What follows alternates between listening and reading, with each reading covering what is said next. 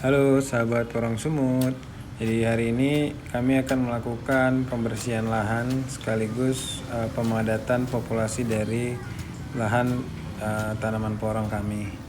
Jadi seperti yang kami sampaikan di video sebelumnya bahwa ini adalah porong yang tumbuh dengan sendirinya tanpa kita rencanakan. Jadi sepertinya adalah sisa-sisa porong yang belum tumbuh sehingga pertumbuhannya cenderung menyebar.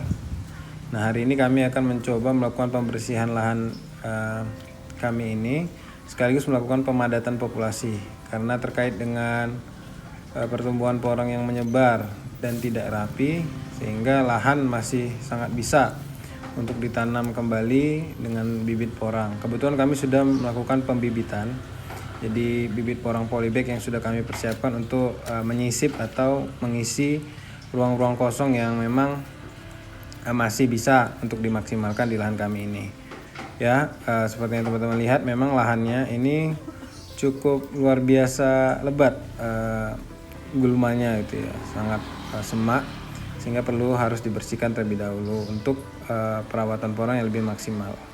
Dan bisa teman-teman lihat juga porang yang tumbuh juga sudah lumayan besar-besar walaupun memang tidak merata karena berasal dari bibit yang memang tidak disamaratakan teman-teman. Jadi memang berasal dari bibit yang tidak terpanen dan akhirnya tumbuh untuk musim kedua kali ini.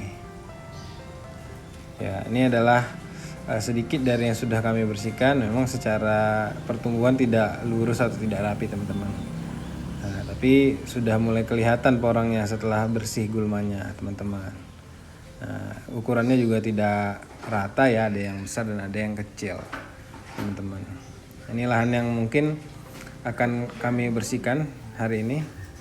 Dan untuk porangnya sendiri itu sudah beberapa porang sudah kelihatan bibit kataknya teman-teman ya.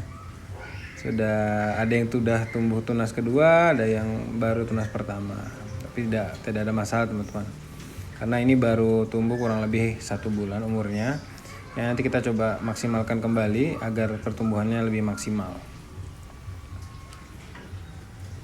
Ini luas lahannya kurang lebih di atas 500 meter persegi. Dan tanaman di sini bermacam-macam, ada pepaya, ada cabai. Jadi ini lahan semi naungan bisa dikatakan seperti itu. Ini lahan pembibitan kami yang sudah luar biasa juga teman-teman. Kami tinggal hampir 2 minggu sudah lumayan banyak gulmanya sehingga bibitnya cukup tertutupi. Tapi setelah kita bongkar ternyata bibitnya sudah besar-besar teman-teman. Seperti ini ya teman-teman ya. Oke, kami melakukan penyisipan tanaman itu agar jaraknya tidak terlalu renggang dan populasinya bisa lebih maksimal. Kami estimasikan jarak antar pohon itu kurang lebih sekitar 30 sampai 40 cm. Untuk bibit polybag yang kami tanam ini berasal dari bibit katak teman-teman. Jadi katak hasil panen kami musim pertama kami lakukan pembibitan atau kami semai di polybag. Setelah berusia kurang lebih 1 bulan nih kami pindahkan sebagian di lahan semi naungan. Jadi memang keuntungan bertani porong itu teman-teman, memang kita untuk bibit sendiri di tahun pertama kita sudah bisa memiliki bibit tambahan untuk perluasan lahan, sehingga untuk teman-teman yang mungkin secara modal belum beli bibit banyak, bisa dicicil dengan membeli bibit sedikit demi sedikit. Dan sepanjang tahun nanti setelah kita melakukan pemanenan bibit, kita bisa memperluas lahan secara bertahap seperti itu teman. Tidak usah terburu-buru. Anggap saja kemudian menjadi latihan atau belajar untuk mengenali karakteristik tanaman porang. Kami sendiri sejujurnya juga masih belajar. Jadi masih banyak yang harus kami pelajari dan kami ketahui lah mengenai tanaman porang dan karakteristik tanaman porang itu sendiri. Dan untuk musim ini kami melakukan penanaman sesuai musim, jadi mengikuti musim hujan dan tidak melawan musim. Dan kami juga belum melakukan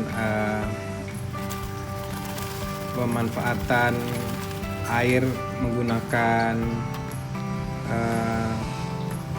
sumur ya teman-teman. Atau teman-teman mungkin bisa lihat banyak petani yang sekarang sudah menggunakan bantuan penyemprotan seperti itu, menggunakan sprinkle ataupun menggunakan mesin bor yang lagi kapasitasnya seperti itu. Ya beginilah kami memaknai aktivitas kami ini sebagai media belajar. Sebagai petani pemula, kami lebih memilih untuk belajar langsung melalui praktek dibandingkan dengan teori teman-teman, karena banyak sekali sumber, tapi dalam aplikasinya tentu masing-masing daerah itu beda teman-teman, antara satu daerah dengan lainnya tentu memiliki treatment yang berbeda-beda seperti itu. Baik, terima kasih teman-teman. Assalamualaikum.